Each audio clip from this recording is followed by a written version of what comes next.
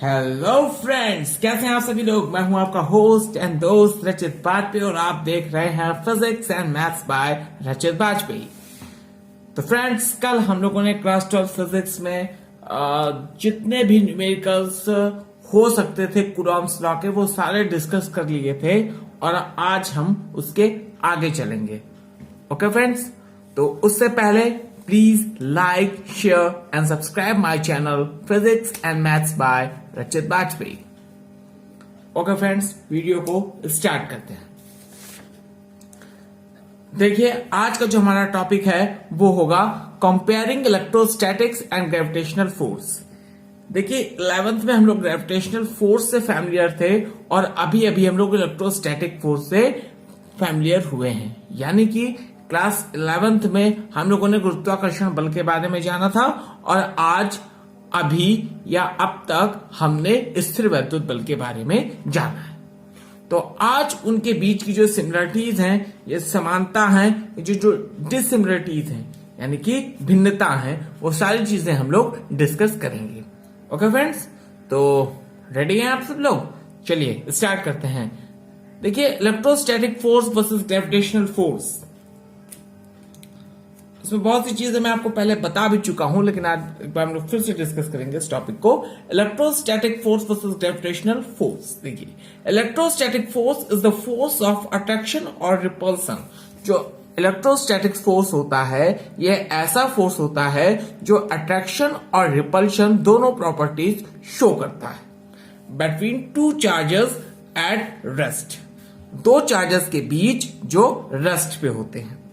While the gravitational force is the force of attraction between two bodies by virtue of their masses, जबकि जो हमारा gravitational force होता है वो force कैसा होता है? अट्रैक्शन फोर्स होता है। किसके बीच? दो बॉडीज के बीच जिनमें मास होते हैं। ठीक है, यानी कि कुल मिला के यहां पर क्या कहना चाहता है, जो इलेक्ट्रोस्टैटिक फोर्स होता है वो अट्रैक्शन और रिपल्शन होता है टू चार्ज बॉडीज के बीच या टू चार्जेस के बीच, जबकि चार्ज रेस्ट पे हो। वहीं जो ग्रेविटेशनल फोर्स होता है वो फोर्स होता है अट्रैक्शन फोर्स दो बॉडीज के बीच, जिनका जो जैसे किससे होंगे, जिनका वर्च्यू होगा मास से। अब हिंदी में इस चीज को सुनिए। जो स्थिर विद्युत बल होता है वो आकर्षण और प्रतिकर्षण होता है दो आवेशों के बीच जब आवेश स्थिर हो, जबकि जो गुरुत्वाकर्षण बल होता है वो सिर्फ और सिर्फ आकर्षण बल होता है दो बॉडीज के बीच। ठीक है, दो किसमें? दो बॉडीज के बीच, या क्या कह सकते हैं हम लोग, दो द्रव्यमानों के बीच, है ना। जो फोर्स अट्रैक्शन लगता है, जो आकर्षण बल लगता है, उसे हम गुरुत्वाकर्षण बल कहते हैं। ठीक है, अच्छा, अब हम लोग बात करते हैं सिमिलरिटीज की। ओके, तो फ्रेंड्स देखिए, both forces obey inverse square law. जितने भी फोर्स होता है, जो भी फोर्स है, यानी कि इलेक्ट्रोस्टैटिक फोर्स और ग्रेविटेशनल फोर्स की बात कर रहे हैं, दोनों इनवर्स लॉ को फॉलो करते हैं। जैसे कि आप जानते ही हैं कि इलेक्ट्रोस्टैटिक फोर्स का फॉर्मूला क्या होता है? F is equal to 1/4 pi epsilon not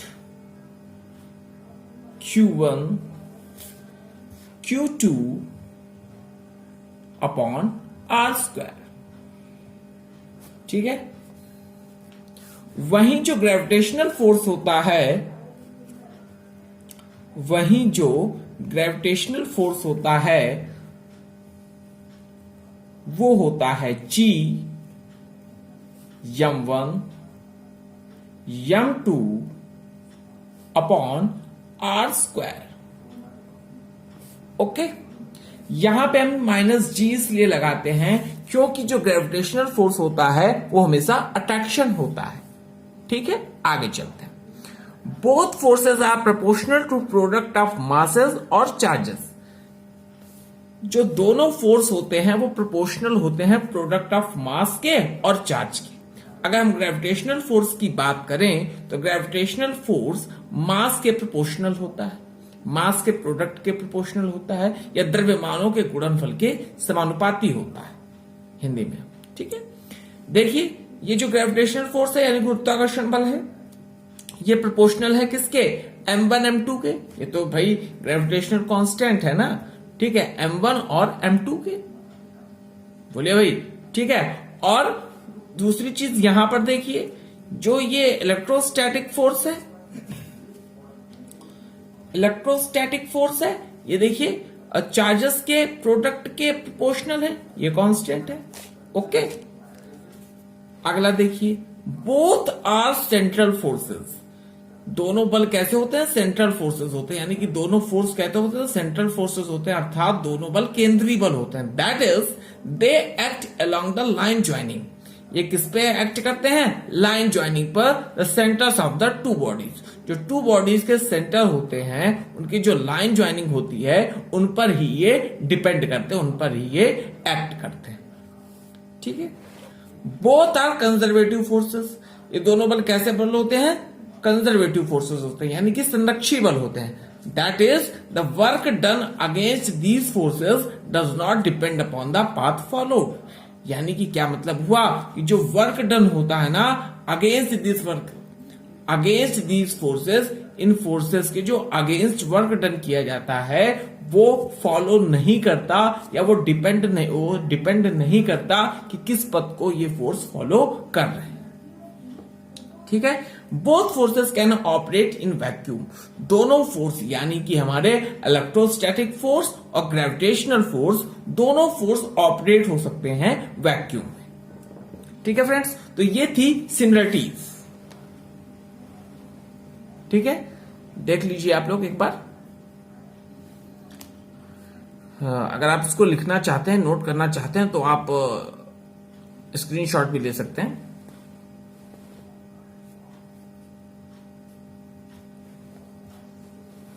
ठीक है फ्रेंड्स, अब हम लोग बात करेंगे इसकी डिसिमिलरिटीज की, यानी कि इसमें जो भिन्नताएं हैं उसकी बात करेंगे, ठीक है। देखिए लिखा है gravitational forces attractive while electrostatic force में भी अट्रैक्टिव और रिपल्सिव। जो हमारा ग्रेविटेशनल फोर्स होता है वो सिर्फ और सिर्फ अट्रैक्टिव होता है, ठीक है, यानी कि जो हमारा गुरुत्वाकर्षण बल होता है वो हमेशा आकर्षण होता है, आकर्षण बल होता है। वाइल इलेक्ट्रोस्टैटिक फोर्स में भी अट्रैक्टिव और रिपल्सिव, जबकि जो हमारा इलेक्ट्रोस्टैटिक फोर्स है वो अट्रैक्टिव और रिपल्सिव हो सकता है, यानी कि हमारा जो स्थिर वैद्युत बल है वो आकर्षण और प्रतिकर्षण दोनों बल हो सकता है, ठीक है फ्रेंड। आगे देखिए, gravitational force does not depend on the nature of the medium. जो हमारा ग्रेविटेशनल फोर्स होता है वो मीडियम पर डिपेंड नहीं करता है, मीडियम का क्या नेचर है उस पर डिपेंड नहीं करता, यानी कि जो हमारा गुरुत्वाकर्षण बल होता है वो क्या माध्यम के प्रकृति पर निर्भर नहीं करता है।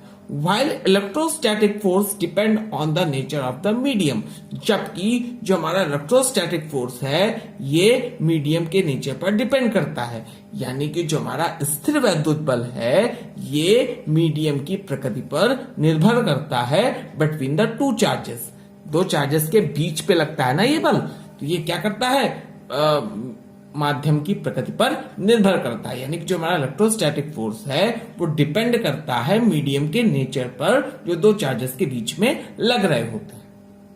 ओके फ्रेंड्स, इतनी चीज आपको समझ में आ गई। चलिए आगे एक चीज आती है क्या कि जो इलेक्ट्रोस्टैटिक फोर्स होता है, electrostatic forces are much stronger than gravitational forces. जो इलेक्ट्रोस्टैटिक फोर्स होता है वो ग्रेविटेशनल फोर्स से बहुत ही ज्यादा स्ट्रांग होता है, ठीक है फ्रेंड, इतनी चीज आपको समझ में आ गई होगी। ओके, तो देखिए इसमें एक चीज बन जाती है, क्या एक क्वेश्चन बनता है, उस क्वेश्चन को आप सुनिएगा गौर से। क्या एक इसमें क्वेश्चन बन सकता है, ये आप गौर से सुनिएगा। एक क्वेश्चन इसमें ये बन सकता है कि देखिए जो कूलॉम्स लॉ होता है, कूलॉम्स लॉ से हम लोग इलेक्ट्रोस्टैटिक फोर्स को क्या करते हैं, कैलकुलेट करते हैं। और यहां पर हमने एक चीज ये जानी कि जो हमारा इलेक्ट्रोस्टैटिक फोर्स है वो ग्रेविटेशनल फोर्स से बहुत ही स्ट्रांग होता है, ठीक है, ग्रेविटेशनल फोर्स से बहुत ही स्ट्रांग होता है। अगर हम बात करें किसकी, अगर हम बात करें दो इलेक्ट्रॉनों में, अगर हम बात करें किसमें, दो इलेक्ट्रॉनों में, सॉरी दो इलेक्ट्रॉन कर रहा हूं, एक इलेक्ट्रॉन और एक प्रोटॉन में, हाँ, और दो प्रोटॉनों में, अगर हम बात करें दो प्रोटॉनों में, तो यह फोर्स कौन सा फोर्स? Electrostatic force. किससे? ग्रेविटेशनल फोर्स से 10⁻36 टाइम्स जो है इनॉर्मस होता है, स्ट्रांग होता है। किससे? ग्रेविटेशनल फोर्स से। कौन सा फोर्स? Electrostatic force. जबकि अगर हम बात करें एक इलेक्ट्रॉन और एक प्रोटॉन की, तो ये तो और ही ज्यादा स्ट्रांग होता है। ये होता है 2.27 इंटू 10⁻39 टाइम्स होता है ग्रेविटेशनल फोर्स का। आइए इस चीज को हम लोग देखते हैं। ओके फ्रेंड्स, चलिए इस चीज को हम लोग देखते हैं।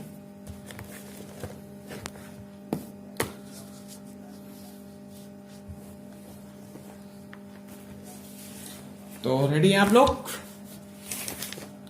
जानने के लिए कैसे होता है? चलिए स्टार्ट करते हैं हम लोग। देखिए, एक चीज हम लोग जानते हैं कूलॉम्स लॉ से। क्या जानते हैं? हम पहले बात करते हैं कि एक इलेक्ट्रॉन और एक प्रोटॉन के बीच की, ठीक है, कि कितना स्ट्रांग होता है कौन सा force? Electrostatic force gravitational force से। किसके किसके बीच की बात कर रहे हैं हम लोग?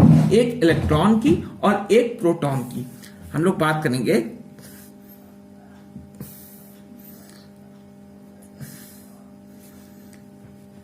Electrostatic force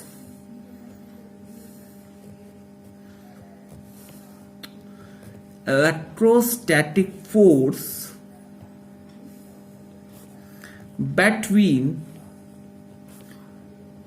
one electron and one proton, ठीक है, एक इलेक्ट्रॉन की और एक प्रोटॉन की, ठीक है।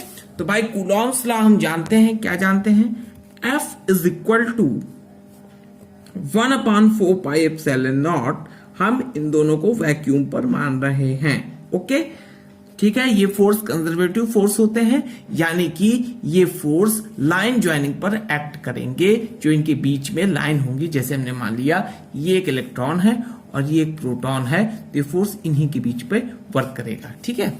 तो देखिए क्या हो जाएगा, इस पे अगर मान लिया हमने चार्ज कितना है, Q1 है, सॉरी Q1 नहीं, इलेक्ट्रॉन ले रहे हैं ना हम, तो इलेक्ट्रॉन पे चार्ज कितना होता है? माइनस में E होता है, और प्रोटॉन पे प्लस का E होता है, ठीक है। तो क्या हो जाएगा? -E इंटू E और अपॉन R²। ये हो गया electrostatic force from Coulomb's law. कौन सा लॉ भाई? From Coulomb's law, from Coulomb's law, ठीक है। COULOMBS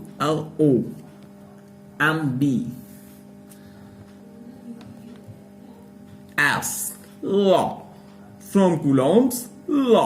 ओके, अच्छा, अब देखिए, अब हम निकाल लेते हैं ग्रेविटेशनल फोर्स। अब देखिए यहां पर एक चीज आएगा, क्या यहां पे पहले ग्रेविटेशनल फोर्स निकालने से पहले यहां हम एक बात कर लेते हैं। 1/4πε0 यहां आ जाएगा माइनस, और ये हो जाएगा E² अपॉन R², ठीक है। माइनस साइन ये इंडिकेट कर रहा है कि इन दोनों के बीच जो फोर्स लग रहा है वो फोर्स अट्रैक्शन होगा। अगर रिपल्शन फोर्स होता तो साइन सेम होता, है ना फ्रेंड? पक्का बात है, ठीक है। अब हम लोग बात करते हैं ग्रेविटेशनल फोर्स। किसकी? ग्रेविटेशनल फोर्स की बात करते हैं।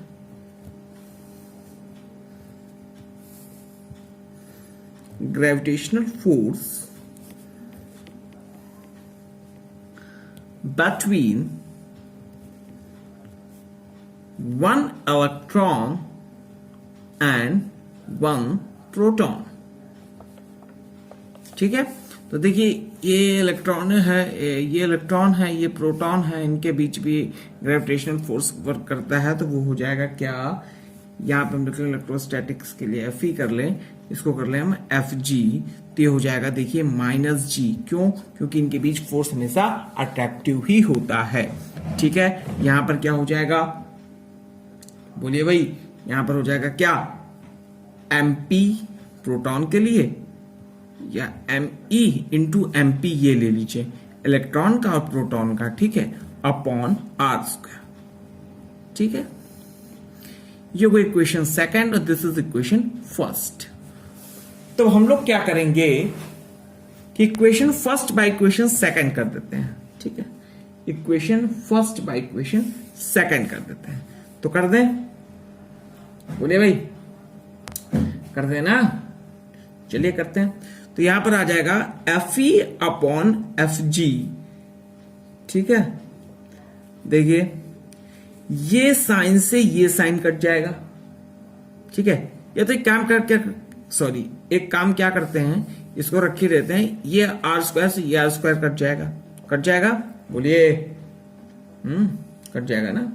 तो यहां पर देखिए क्या आ जाएगा वो हम बात करते हैं। इसको हमने थोड़ी देर के लिए मान लिया कि ये कांस्टेंट क्या है हमारा, ये कांस्टेंट हमारा है c, ठीक है। थोड़ी देर के लिए मान लेते हैं कि हमारा कांस्टेंट है c, तो ये हो जाएगा c², ठीक है। ये r² से r² कट जाएगा और ये आ जाएगा g। देखिए ये आपको ना समझ में आया तो ऐसे ऐसे रख लीजिए, माइनस से माइनस ऐसे काट दीजिए, ठीक है। और यहां पर आ जाएगा कितना, g, और यहां पर आ जाएगा me इंटू mp, ठीक है। आ गया समझ में, बोलिए भाई। इस तरीके से हमने निकाल लिया और हम जानते हैं क्या, ये निकाल रहे हैं ना हम। अब देखिए c की जगह हम क्या रख लेंगे, अब c की जगह हम रख लेंगे 1/4 pi epsilon not e² upon g into me और इंटू mp, ठीक है फ्रेंड। इतनी चीज समझ में आ गई, कोई दिक्कत नहीं है, पक्का, ओके। चलिए अब देखिए क्या हुआ कि ये हमारा आ गया Fe और ये हो गया Fg, ठीक है। अब थोड़ी हम वैल्यूज पुट कर लेते हैं, ठीक है। वैल्यूज कैसे पुट कर लेते हैं, वैल्यूज हम ऐसे पुट कर लेते हैं कि हम जानते हैं कि इसकी वैल्यू कितनी होती है, यहां पर लिख लें 1/4 पाई एप्सिलॉन नॉट की वैल्यू कितनी होती है, यहां पर लिख लेते हैं 1/4 पाई एप्सिलॉन नॉट की वैल्यू आपको पता ही है कितनी होती है, 9 इंटू 10⁹9। तो यहां पे हो गया 9 इंटू 10⁹9, ओके फ्रेंड।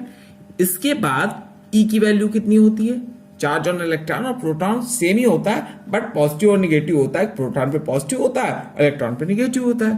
तो यानी कि 1.6 इंटू 10⁻19, ओके फ्रेंड्स।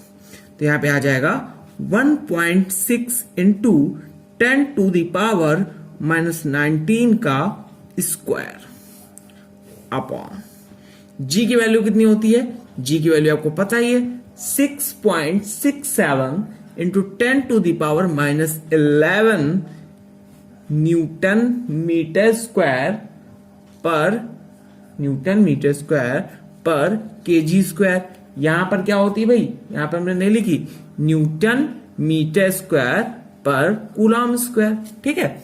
अब यहां पे देखिए हम वैल्यू रख दें 6.67 इंटू 10⁻11 और मास ऑफ इलेक्ट्रॉन कितना होता है भाई, बताया था सबसे पहले हमने डिस्कस किया था 9.1 इंटू 10⁻31 kg होता है, ये कूलम है, ठीक है। तो यहां पर रख लें 9.1 इंटू 10⁻31, ठीक है। और मास ऑफ प्रोटॉन कितना होता है, मास ऑफ प्रोटॉन होता है हमारा 1.67 इंटू 10⁻27 kg, ठीक है, 27 kg। उसको भी हम यहां पर रख लें तो हो जाएगा 1.67 इंटू 10⁻27। अब देखिए जब इस चीज को हम हल कर लेंगे, इस पूरे को हल करेंगे, तब हमारे पास चीज आएगी, जो वैल्यू आएगी वो आएगी Fe upon F G is equal to, आप लोग हल कर लीजिएगा, 2.27 into 10 to the power 39 kg। तो जब अब इलेक्ट्रोस्टैटिक फोर्स की हम लोग बात कर रहे हैं, तो जो इलेक्ट्रोस्टैटिक फोर्स होगा ये होगा 2.27 इंटू 10 टू द पावर 39, और क्या यहां पर आ जाएगा, देखिए कितना, एफ जी, यानी कि ये इससे कितना, इतने गुना बड़ा है, इनॉर्मस है, या कह सकते हैं क्या है, स्ट्रांग है। मेन चीज स्ट्रांग है। अभी हमने बात की थी एक इलेक्ट्रॉन और एक प्रोटॉन के बीच की। अगर हम बात करें कि ये किसके किसके बीच, अगर हम बात करें कि ये दोनों प्रोटॉनों के बीच कितना होगा, तो सब कुछ सेम यही रखना है, जहां इलेक्ट्रॉन है वहां प्रोटॉन प्रोटॉन कर देंगे, और यहां पर फॉर टू प्रोटॉन्स, फॉर, देखिए अच्छे से एक जगह लिख दूं तो वहां पे आपको ज्यादा अच्छे से समझ में आ जाएगा, है ना। तो लिख देते हैं भाई, क्यों भाई लिख दें, चलिए लिख देते हैं। आप बोलते हैं तो हम मना थोड़ी करेंगे, लिख ही देंगे, है ना। तो देखिए जब फॉर टू प्रोटॉन्स की अगर हम बात करें, ठीक है, फॉर टू प्रोटॉन्स, किसकी बात कर रहे हैं भाई, for two protons, for two protons,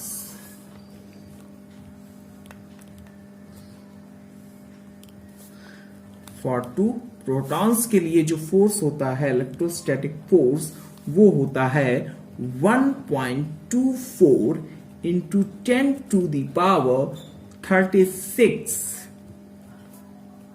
F G, यानी कि दो प्रोटॉन्स के लिए जो इलेक्ट्रोस्टैटिक फोर्स होता है वो 1.24 into 10 to the power 36 times होता है ग्रेविटेशनल फोर्स की। और यहां पर वो 1 इलेक्ट्रॉन और 1 प्रोटॉन के लिए इलेक्ट्रोस्टैटिक फोर्स होता है 2.27 into 10 to the power 39 F G, यानी कि 39 टाइम्स होता है ग्रेविटेशनल फोर्स का। ठीक है फ्रेंड्स, तो एक बार देख लीजिए इसको आप अच्छे से,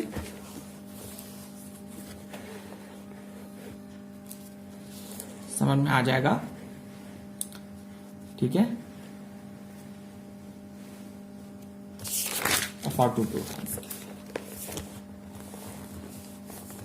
देखिए इसका एक एग्जांपल बताता हूं मैं, जिससे आपको और अच्छे से समझ में आ जाएगा कि कैसे हम कह सकते हैं कि भाई जो इलेक्ट्रोस्टैटिक फोर्स होता है वो जो है कैसा, वो जो है स्ट्रांग होता है ग्रेविटेशनल फोर्स से कैसे।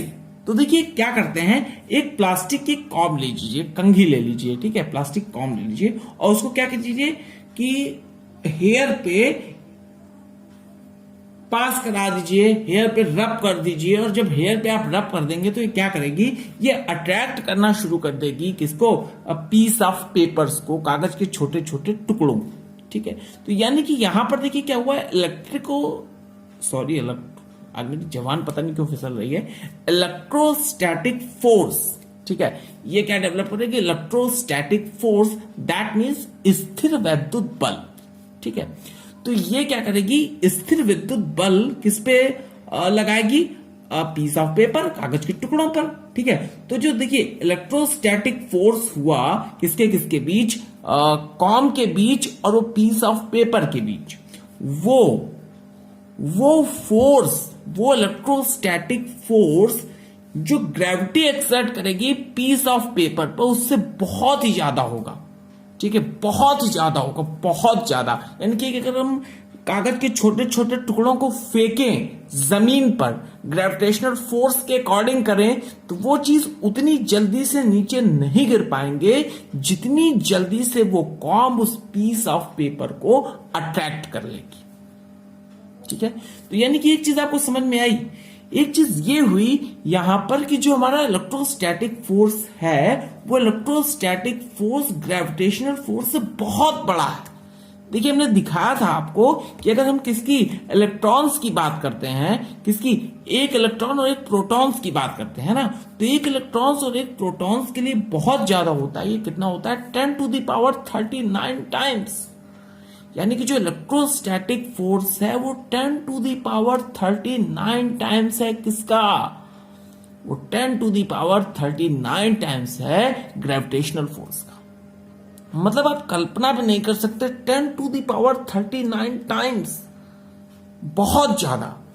और यही अगर हम किसके बीच की बात कर दें, ये हम दो प्रोटॉन्स के बीच बात कर दें तो ये कितना है? F is equal to 1.24 into 10 to the power 36, इतना टाइम्स ये बड़ा है ना। जैसे एक और एग्जांपल हम लोग एक बात करते हैं, हमने जैसे क्या किया कि एक हमने किताब ले ली अपने हाथ पर, ठीक है। तो देखिए क्या होगा, जैसे हमने किताब अपने हाथ पे ली तो क्या होगा, इलेक्ट्रोस्टैटिक फोर्स जो होगा किसका? हमारे हथेली का, हमारे पाम का, ठीक है, किसके साथ? बुक के साथ, ठीक है। उसको हमने ऐसे पकड़ लिया, जैसे देखिए एग्जांपल के लिए मैं आपको बताना चाहता हूं कि कोई बुक भी नहीं दिख रही, चलिए एग्जांपल के लिए ये बुक है हमारे पास, छोटी सी बुक भी नहीं है कोई। चलिए एग्जांपल के लिए मान लीजिए मेरे पास ये मोबाइल फोन है, ठीक है।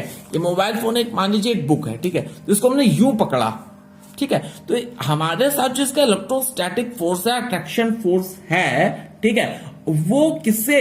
वो ग्रेविटेशनल फोर्स से बहुत ज्यादा है, क्योंकि हम इसको पकड़े हैं और उसको हम छोड़ेंगे अगर, तो छोड़ने में जब तक ये नीचे जाएगा, ऐसे नीचे जाएगा, तब तक बहुत टाइम लगेगा ना, तब तक तो बहुत ज्यादा टाइम लगेगा। और ये यहां पर देखिए इलेक्ट्रोस्टैटिक फोर्स है, फ्रिक्शन के मारे लग रहा है, ठीक है, पाम के बीच और इस बुक के, मान लीजिए बुक है, बुक के बीच, ठीक है, बहुत ज्यादा लग रहा है, ठीक है। तो ग्रेविटेशनल फोर्स जो होगा ना, इस पे जो लगेगा उससे ये फोर्स बहुत ज्यादा होगा, ठीक है। आई थिंक आपको कॉन्सेप्ट मेरा समझ में आ गया होगा कि मैं क्या कहना चाहता हूं, ठीक है फ्रेंड्स। तो आज के लिए इतना ही रखते हैं, और कल हम लोग बात करेंगे क्या? Forces between multiple charges, that means superposition principle के बारे में कल हम चीज डिस्कस करेंगे, और उससे रिलेटेड न्यूमेरिकल्स भी करेंगे, जो कि बहुत ही इंपॉर्टेंट होते हैं एग्जाम्स के पॉइंट ऑफ व्यू से। ओके फ्रेंड्स, तो कल फ्रेंड हम लोग डिस्कस करेंगे force between multiple charges, the superposition principle जिसे हम कहते हैं। ओके फ्रेंड्स, तो जितने एग्जाम के पॉइंट ऑफ व्यू से चीजें इंपॉर्टेंट है क्लास 12 के लिए, वो सारी चीजें हम यहां पर डिस्कस करेंगे। और मैंने कहा था बहुत जल्दी मैं क्लास 12 की मैथमेटिक्स भी लाने वाला हूं, क्लास 9, 10th, 11th, 12th सबके लिए फ्रेंड्स साइंस और मैथमेटिक्स पूरी आएगी। हम लोग पूरे सेटअप पर लगे हुए हैं, बहुत जल्द हम लोग काम कर रहे हैं, बहुत जल्दी आप लोगों के बीच ये काम हमारा दिखेगा भी। लेकिन उसके पहले मैं आपसे ये कहना चाहूंगा, please like, share and subscribe my channel physics and maths by रचित बाजपेयी। आप भरपूर प्यार देते रहिए फ्रेंड्स, ठीक है। और बस इतना ही कहना चाहूंगा तब तक के लिए। Okay friends, bye. कल मिलते हैं हम लोग सुपरपोजिशन प्रिंसिपल के साथ और उससे रिलेटेड न्यूमेरिकल्स के साथ, जो एग्जाम पर जरूरी है या कॉम्पिटिटिव एग्जाम्स के लिए भी जरूरी होते हैं। उन सब सारी चीजों को हम कल डिस्कस करेंगे। Superposition principle, that means forces between multiple charges with concept and their numerical. Thank you sir, जय हिंद फ्रेंड्स, एंड कल मिलते हैं।